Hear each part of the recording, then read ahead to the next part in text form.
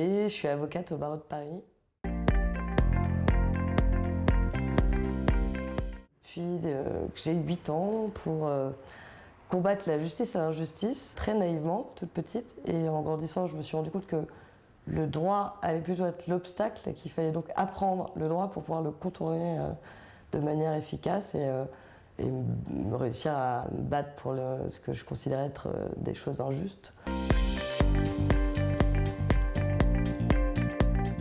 Alors, je fais principalement 4 activités dominantes: le droit des étrangers, du droit du travail, du droit pénal et du droit de la famille, qui sont souvent des thématiques qui se recoupent, notamment en droit des étrangers. Vous avez souvent du droit des étrangers, du droit du travail, du droit pénal et du droit de la famille en même temps.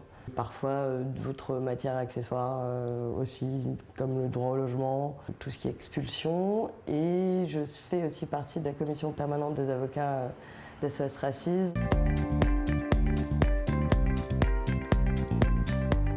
Sans confiance, il n'y a pas de relation entre un client et un avocat. Vous pouvez pas exercer votre métier si votre client n'a pas confiance en vous. Et vous devez lui faire confiance, même s'il refuse parfois de vous dire des choses. C'est la seule clé pour pouvoir le défendre efficacement lors des audiences. Je dirais que j'entretiens aussi une relation d'écoute, évidemment, réciproque, c'est-à-dire autant de leur part par rapport à ce que je pourrais leur donner comme conseil ou ce que je pourrais leur demander de faire, qui est primordial pour leur défense. Et d'écoute de ma part pour qu'ils puissent vraiment être libres justement de me faire confiance. Et la dernière chose, je dirais que c'est la transparence. J'essaie d'entretenir une relation vraiment de transparence qui est liée aux deux précédents, quoi, dans la mesure où j'essaye de leur dire tout de suite s'il y a une chance que leur dossier aille au bout, en tout cas dans le sens où ils voudraient aller, et si c'est pas dans le sens où ils voudraient aller, leur expliquer pourquoi c'est pas possible, et de la transparence au niveau des honoraires, bien sûr, évidemment.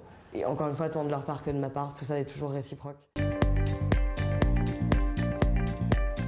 Pour moi, un bon avocat, c'est celui qui réunit les 3 conditions que je viens de citer, donc transparence, écoute, confiance, et la dernière, la réactivité, qui parfois doit être prioritaire aux 3 autres parce que vous n'avez pas le choix.